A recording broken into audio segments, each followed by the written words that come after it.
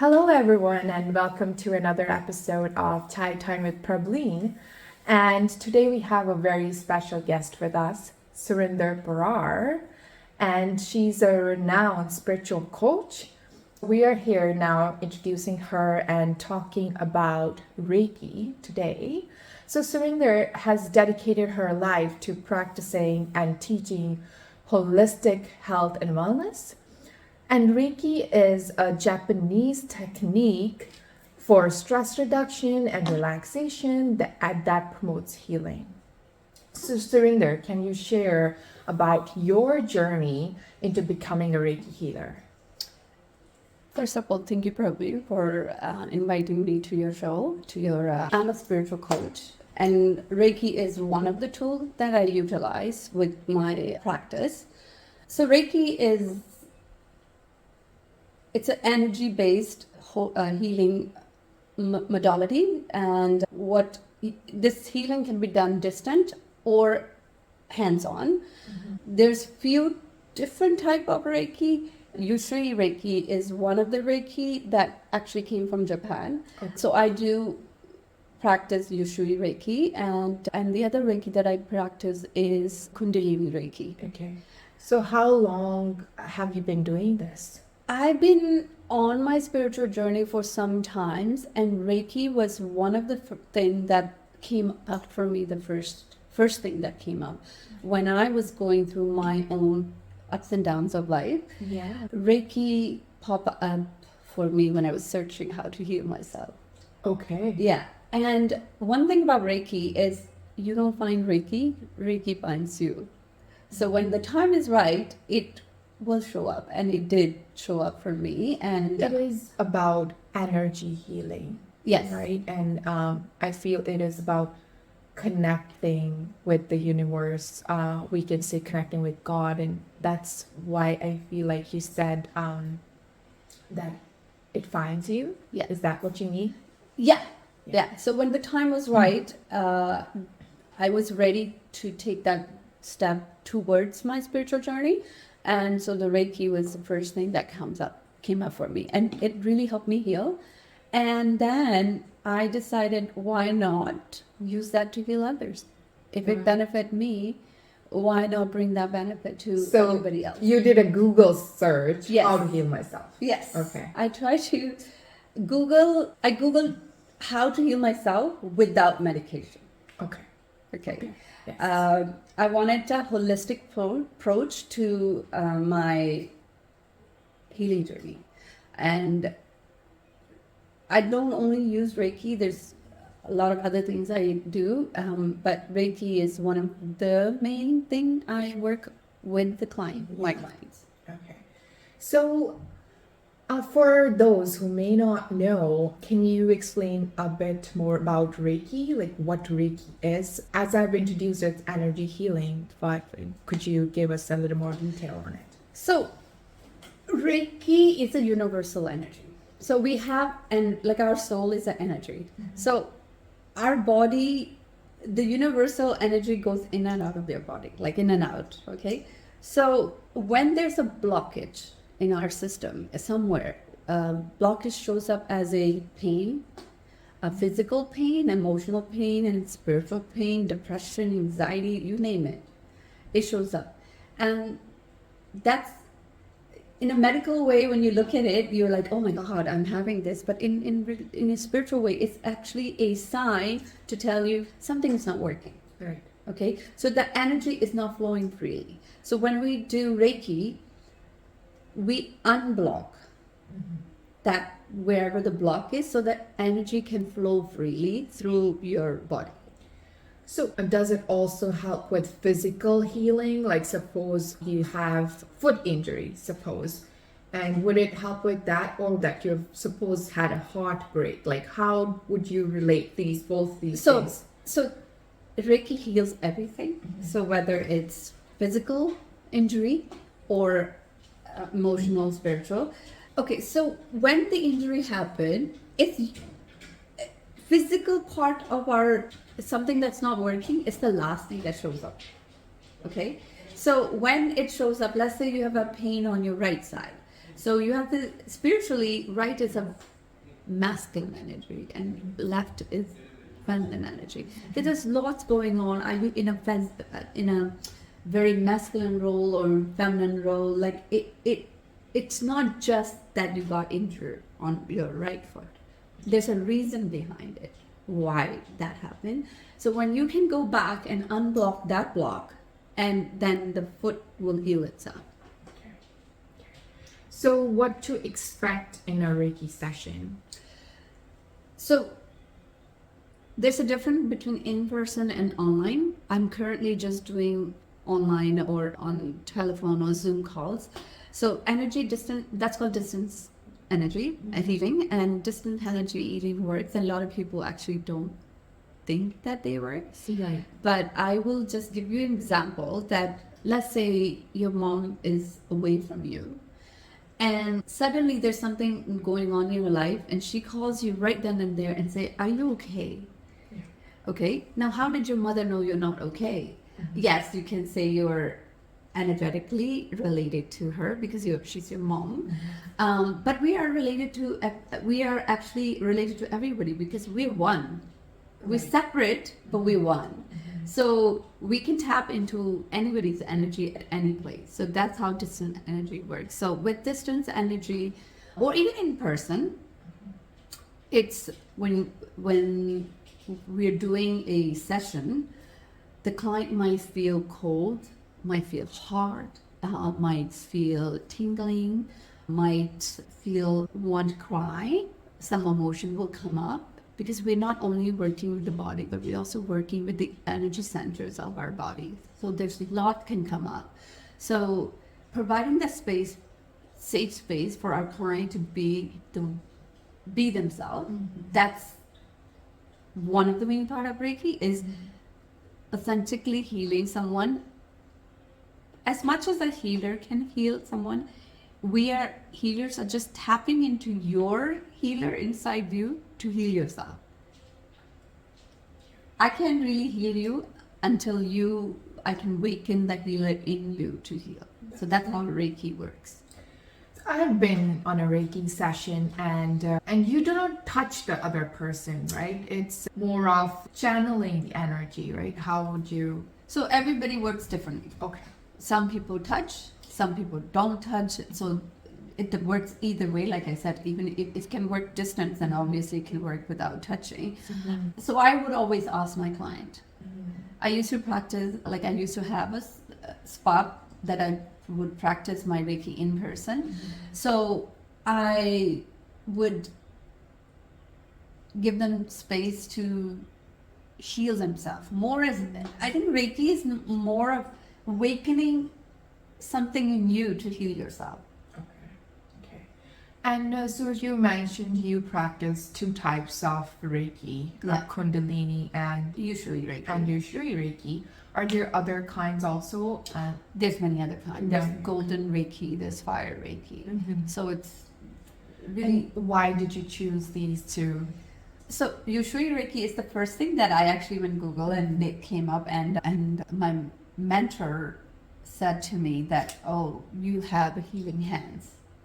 Okay, so I started with Yushui Reiki. That was the first Reiki. And then Kundalini Reiki came to me at the time of me getting my body ready for Kundalini awakening. Okay, so Kundalini Reiki and Yushui Reiki, there's a different type of feel to it. So Yushui is very soft. I find it really flowy. It's not hot. Like Kundalini or Reiki is more intense and more hot. Even when I'm practicing on someone or you're receiving it, you feel the difference. Yeah. And Kundalini, is it the chakras you're talking about? Like what would describe Kundalini as for the people who don't know about Kundalini? So Kundalini is that we have, how do I describe this? Kundalini Reiki is having Shakti who is sitting on the base of our root chakra. And then we have Shiva Shakti energy, which is seven chakras. 7 chakras, but it's on a head. So it's the meeting of Shiva and Shakti that Kundalini awakening happens when these two become together, which is feminine and masculine energy. That So it's your root and your head chakra. yes, but the And you have to energy has to align it. move up. Okay. Okay, from Kundalini roots to move up to meet the Shiva energy, basically having the balance of masculine and feminine energy, and it opens up your chakras. So then you are awakened and you are more aware, and you live your life more aware with awareness and be more authentic. Be you. Yeah. That's for sure. And what are the benefits of Reiki healing? So I say majority of the Reikis are for healing anything from depression, insomnia, pain, aches, blockages, depression. And Kundalini Reiki is more of getting your body ready for the Kundalini awakening, which means it will cleanse, it will unblock, it will clear your energy channel, so that when that process happens, it's easier for you. Okay. Yeah. So process of Kundalini opening up. awakening. Yes. Okay. Yeah. Okay.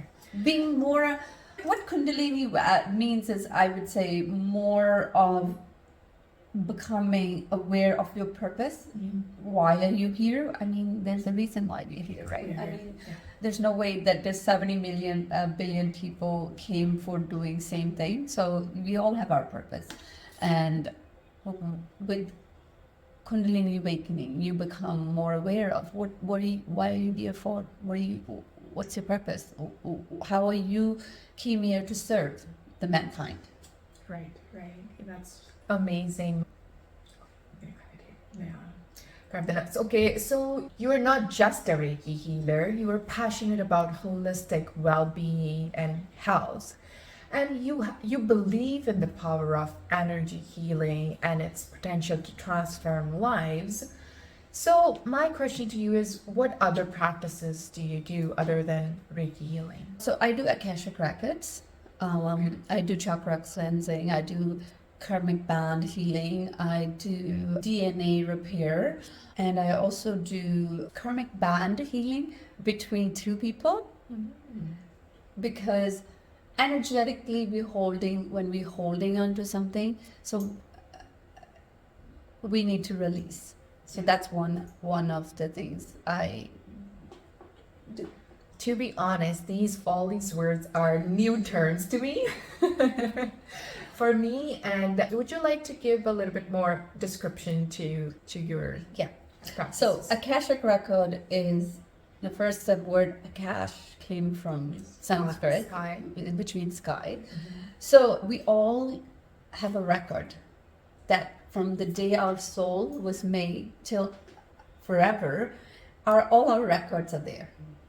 So energetically, you can tap into that part of Akashic Record, and you can heal things from past lives, or something like, let's say in your life you're repeating something again and again, right? Like a trauma or situation, or you're addiction to something, and these always is come back from your past, because you have to understand we didn't only came here today. Right. We've been here for a long time. Our soul had been here for a long time.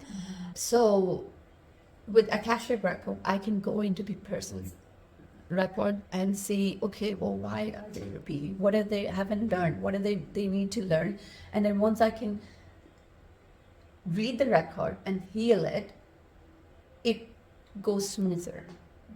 Their journey or their life journey goes smoother, right? So that's one of that I do. Akash, and then there's the chakra healing I do, which is we have 108 chakra in our body, and say 7 chakras, which is in our center, right? The 7 chakras. So I go into their chakra system and see which chakra is blocked and how can I help them unblock. And I'm gonna say, I won't say I'm gonna go and heal them or I'm gonna unblock. I'm gonna help them unblock, because the power should always be in my client's hand, not in my hand. I don't like, one thing I like is that I want to give that power back to my client, that healing is in their hand. They can heal themselves. I'm just gonna coach them and, tweak a little bit. Okay, this is what you need to do, or this, maybe try this. So that's one thing I do. And what are the myths? There must be many myths about Reiki because we believe in modern medicine, and some people do not believe in the energy form of things. I mean to say that they're more like practical. It'd be like, okay, let's take a medicine or go to physical exercise and do that. So would you like to burst any myths that are, Okay, so one myth I feel that people think is that Reiki doesn't work. Yeah. That's a big thing. People don't think energy works. Now, whether you feel the energy, like even when I'm doing a session, I always explain to my client that you could feel these things, or you don't feel anything. And either way, there's no wrong or right answer to that. It's just that some are more sensitive to energy and some are not, but it still works. When there's an action, there's always a reaction. So Reiki works. Whether you feel it or not, it works.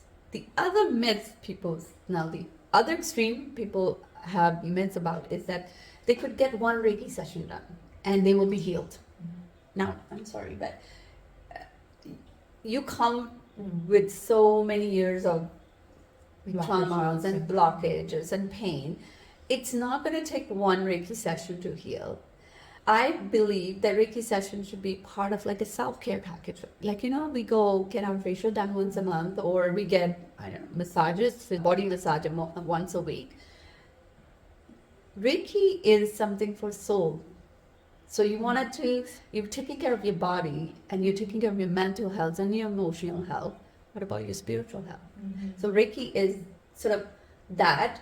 And then as you start doing Reiki, you will learn that other things related to spirituality will start coming to you.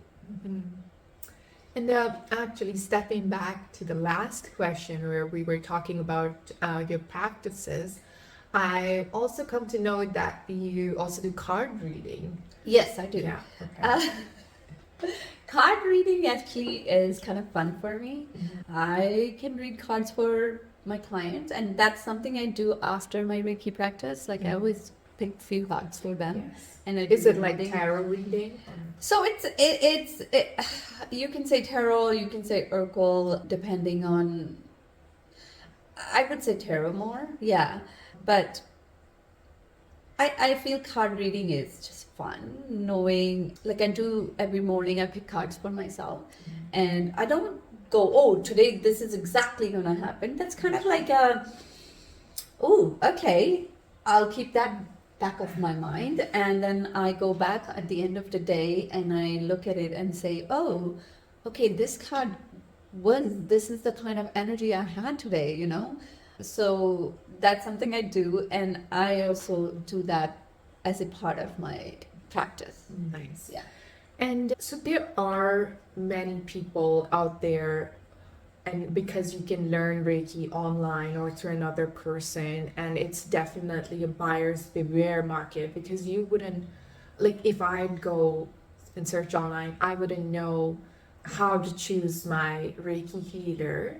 And so my question to you is, how to find a valid Reiki practitioner? So I would read their review.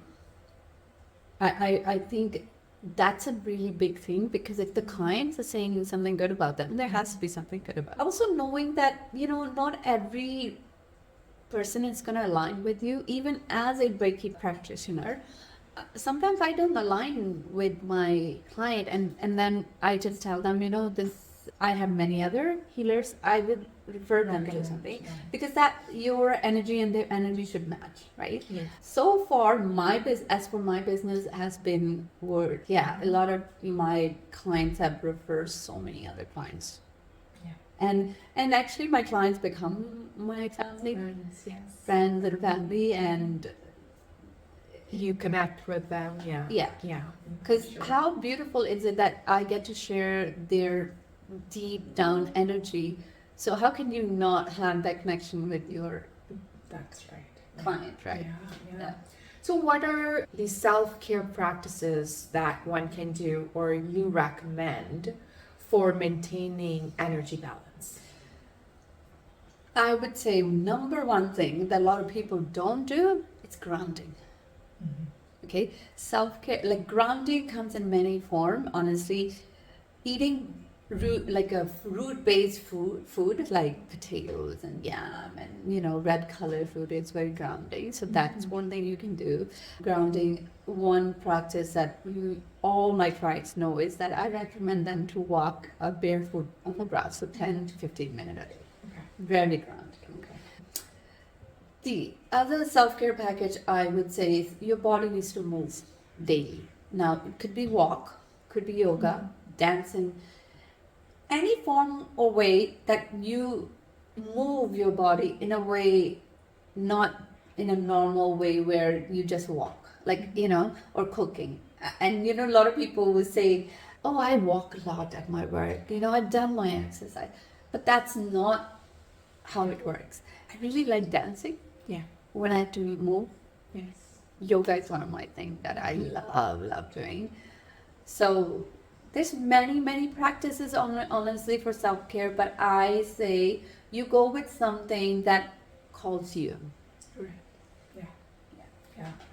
Yeah, definitely. Like for me, it's definitely is yoga. I love practicing, and I feel like we've mentioned before, consistency. Yes. Right? Consistency of like self-care, like you're saying, a spa, go, once a month, and even like visit your Reiki healer, like you go to the spa or you get your nails done, and so it's the same thing. It's practicing whatever is calling you, either it's a walk or yoga, but do it consistently. Yeah. And so lastly, wrapping up this episode, I want to ask you where to find you, Surinder, and where is your studio and your Instagram and Facebook handle? Okay, so like I said before, I'm doing majority of my work now online. So I don't have a studio right now currently, but working toward that.